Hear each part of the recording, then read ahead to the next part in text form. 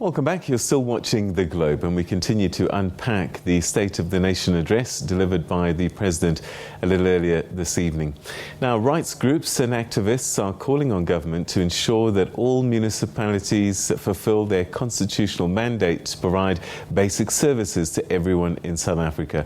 Nkululeko Majozi is a social security researcher at the Studies in Poverty and Inequality Institute, and he joins us now to share some of his insights. Thanks so much indeed for joining us, Nkululeko, and welcome to the program. Thank you very much, Peter, for having me, and good evening to you, your guests in the studio, and the viewers at home. All right, so your initial thoughts and reactions from which you look at things, what the President said. Well, from our perspective as the Studies in Poverty and Inequality Institute, we are happy that the President has extended the Social Relief of Distress grant. But at the same time, we are unhappy that the value of the grant has not been increased.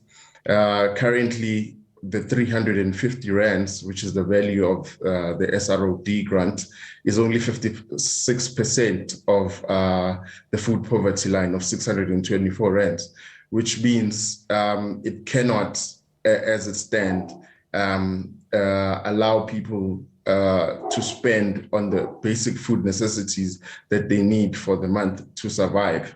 Later on in the year, the government will also, or Stats SA rather, will also announce the new poverty lines for this year, which means, and those will be increased to account for inflation, which means the SROD grant will further fall short of inflation, and that means that the buying power of the 350 rands diminishes this year.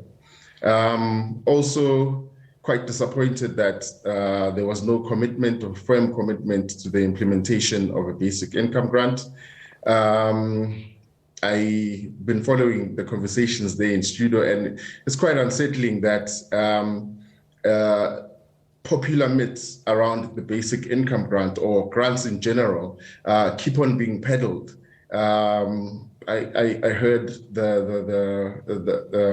other speaker who you had from Cape Town speaking about dependence grants aiding or creating a dependency culture, but there is no research evidence for that. In fact, when you look at research evidence, it points to something very much contrary to what is being said about dependency and social grants.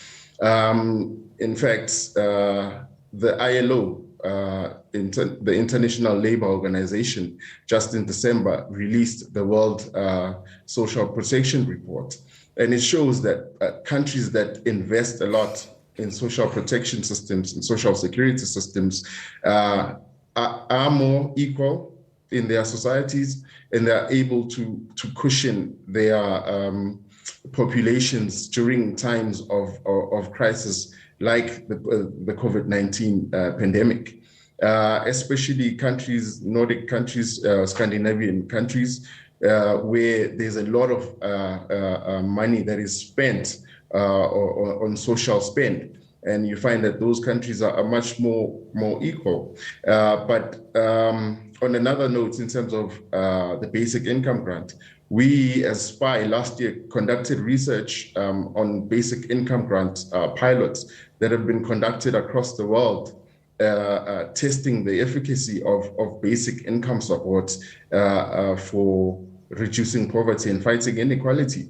And you find that just like with the SROD grant, as the President had mentioned, is that people use that money to generate more money for themselves, and they use it to establish small businesses from themselves in which they are able to make more money. In some countries whereby agriculture is a strong feature of their economies, people are able to invest that money in livestock, in cattle, in sheep and goats, and so on. People are also able to save from that money. So there's a lot of myth around the basic income grant, and people are not really educated around benefits and the multiplier effect that a basic income grant actually has for an economy. All right. So great that it's extended, but you certainly wish it was at least twice the amount, and that's even before we take inflation into account. And I suppose urgency is the other issue, isn't it? I'm sure that you would have loved to have heard more about what can be done very quickly to alleviate the plight of the masses. I mean, Peter, we need to realize that social security services has been the single most successful government measure in which government has fought poverty and inequality in this country. The success of social security provision has trumped business-friendly policies. It has trumped neoliberal economic policies that we have put in place in this country. It's also trumped the extended public works programs and other labor market measures that the government has tried to put in place to get to try and generate jobs. So faced with this crisis, which is a humanitarian crisis, a social crisis, and an economic crisis, one would have wished or hoped rather that the government would have realized by now which policies are more effective and invested more in those policies. And social or social assistance grants or cash grants have been proven all across the world that they're the most effective way of fighting poverty, because most of the time poverty is associated with income inequality and income poverty. So when you put money in the hands of people, you allow them to be active agents within the economy, and they are able to generate much more economic activity. And 1 rand that is spent on a measure like a basic income grant is guaranteed to generate more rand. So it's quite disappointing that there was no firm commitment in that regard. Nkululeko, we're going to have to leave it there, unfortunately, but thank you very much indeed. A number of profound points that you put forward there for us this evening. Thanks for your time. All right. Thank you. Thank you. That's Nkululeko Majozi. I saw you